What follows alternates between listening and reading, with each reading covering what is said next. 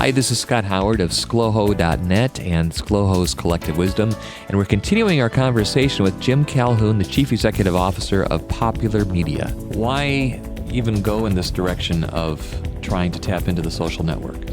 It's interesting, but, by our very nature, like in our most elemental caveman state, we're social creatures. And so we depend on our connectedness and interconnectedness to help us figure out what's worth paying attention to, what we can tune out, what's valuable, what can be ignored. And so you just have to, I think advertising has evolved to a state where it has to become a relevant part of your life, and it has to add value to your life, and, it can't be intrusive. It has to be a part of everyday dialogue. Has the traffic on the internet switched in the last couple of years from things like eBay and Amazon to other types of sites? Yeah, tremendously. In fact, you can probably hear the sucking sound in the background, but it's been a radical shift from, like I said, sort of utility destination sites to social utility kind of stuff where, and I think it's really kind of just driven by entertainment. So, people find the activities of their friends entertaining. They find gossip entertaining. They want to see what's going on. And you just see the tremendous growth of Facebook and MySpace. And these guys have largely supplanted some of the top 10 most traffic sites. And in fact, I've got a slide here and other slides, pulled together by Mary Meeker from Morgan Stanley, who really follows this stuff closely. And, of the top 10 sites that are out there, that were there in 2005, those have been largely displaced by sites like YouTube, Live.com, Facebook, Orkut, Wikipedia, High5, things of a social nature. Where do you think things will be going next 2 years? Since the last figures I have here is from 2007, we're into 2009. How about between now and, I'll say 2011? Yeah, good question. I don't think you're going to be able to put that genie back in the bottle. It's become such an important part of people's lives, especially when you look at younger people. They expect to be just plugged into their social networks. A Pew study came out recently where over the course of last year, the number of adults that use social networks went from 8% to 35%. So this is becoming both an information utility and an expectation that people are kind of plugged in different ways. It's sort of email gone wild. And so I don't think that that's going to change, but in this new environment where it's proven that people ignore display advertising, it's imperative that marketers figure out ways to become a part of this new social dynamic as opposed to try and, sort of jam square pegs into round holes.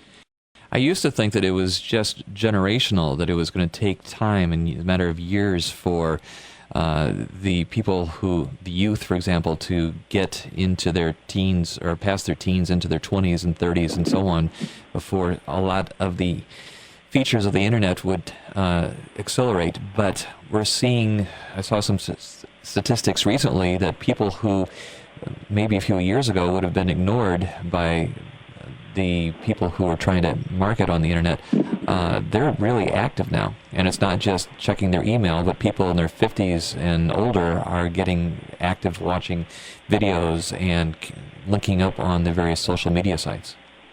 It's really amazing, and my wife, I sometimes use her as a case study here, but my wife started a social network on Ning, and it's grown like gangbusters, and it sort of focuses on moms who are into Twitter. It's called TwitterMoms.com. But the average age is much older than you would think.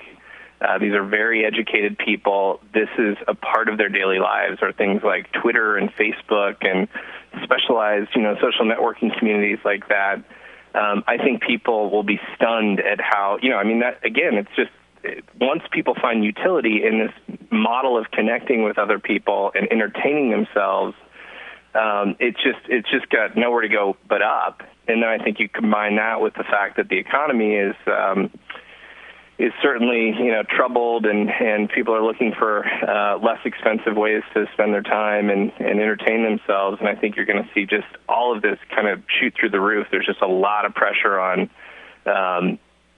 social media as a form of entertainment and diversion. It's just, it's got nowhere to go but up. And with that, just like any other form of advertising, if you want to reach people, you have to go to where the people are. But the problem is that the advertising models for any, whether it's social media or any of the other types of internet usage out there, really is stuck in a time warp. It is. It's antiquated. It's display. It's been largely cribbed from more sort of established media models like print and newspaper. Big innovation in online marketing, obviously, is in search.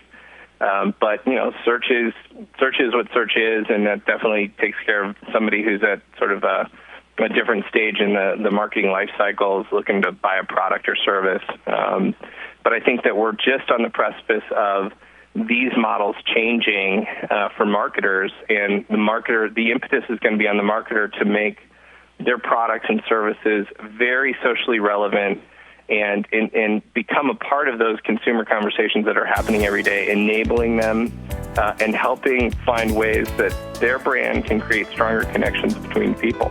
And that's what we're talking about launching here with our upcoming product called Influencer Ads.